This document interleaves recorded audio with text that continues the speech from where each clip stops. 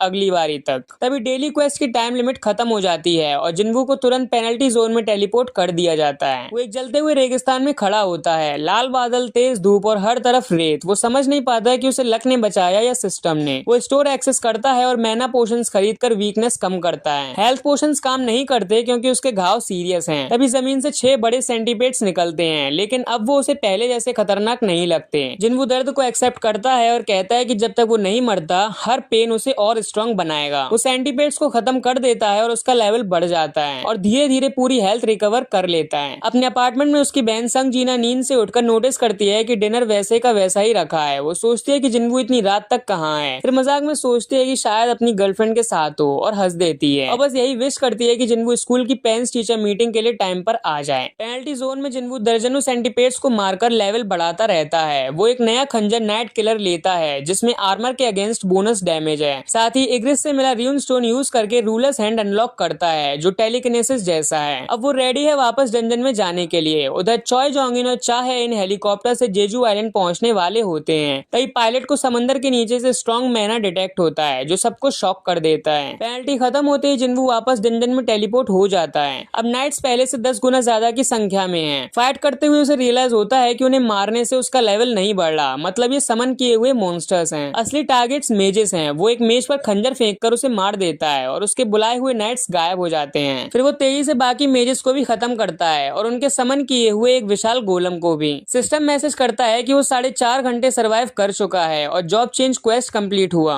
System कहता है कि उसका बेस्ट सूटेड क्लास नेक्रोमेंसर है जो कि शैडो आर्मी बुला सकता है। जिन्वू पहले मना करना चाहता है क्योंकि वो असैसिन टाइप फाइटर रहा है, लेकिन सिस्टम चेतावनी देता है कि ये हिडन क्लास है और थोड़ा सोचने के बाद वो इसे एक्सेप्ट कर लेता है। फिर और नोटिफिकेशंस आते हैं और उसके परफॉर्मेंस की वजह से नेक्रोमेंसर अपग्रेड होकर शैडो मोनार्क बन जाता है और अब वो कमांड वर्ड अराइज से शैडोज निकाल सकता है। वो 30 शैडो सोल्जर्स को समन करता है, लेकिन इस स्किल का शैडो एक्सट्रैक्शन फेल भी हो सकता है। अब वो इस स्किल का यूज करता है इग्रिस पर, जिसके लिए 2 अटेम्प्ट्स फेल हो जाते हैं और लास्ट चांस पर जिन्वू उससे दिल से कहता है कि खाली सिंहासन गार्ड करने के बजाय उसके लिए फाइट करे। अगर उसे अपनी वफादारी किसी के लिए साबित करनी है तो वो उसके लिए करे। ये सुनकर इग्रिस उठ खड़ा होता है। जिन्वू उसके शैडो का नाम शॉर्ट करके सिर्फ इग्रिस रखता है। सारी शैडो आर्मी उसके सामने घुटनों पर झुक जाती है और सुबह होते ही हंटर्स एसोसिएशन में गोगनी वू जिनचुल से कहते हैं कि शायद एक नया हंटर जन्म लेने वाला है जो सब एक्सपेक्टेशंस को तोड़ देगा। जेजू आइलैंड पर हेलीकॉप्टर लैंड करता है। चॉय जोंगिन शॉक में देख रहा होता है जिन जायंट आंट्स को उन्होंने 3 साल पहले हराया था वो अब एवॉल्व हो चुके हैं और अब उनके पास पंख भी हैं। तो भाई जॉब चेंज क्वेस्ट कंप्लीट हुआ, इग्रिस को अपना शैडो बना लिया और अराइज बोलते ही एक पूरी आर्मी खड़ी हो गई। तो ये तो संग जिन्वू का सफर वीकेस्ट हंटर से लेकर शैडो मोनार्क बनने तक का। पर ये तो बस शुरुआत है बॉस। जेजू आइलैंड पे एंड्स एवॉल्व हो रहे हैं जिन्हें देखकर एस रैंक वाले भी घबरा रहे हैं, लेकिन जिन्वू अब रुकने वाला नहीं है और दुनिया अब देखेगी असली धमाका। सीजन 1 भले ही खत्म हो चुका हो, लेकिन लेवल अप तो अभी शुरू हुआ है। मिलते हैं सीजन 2 में।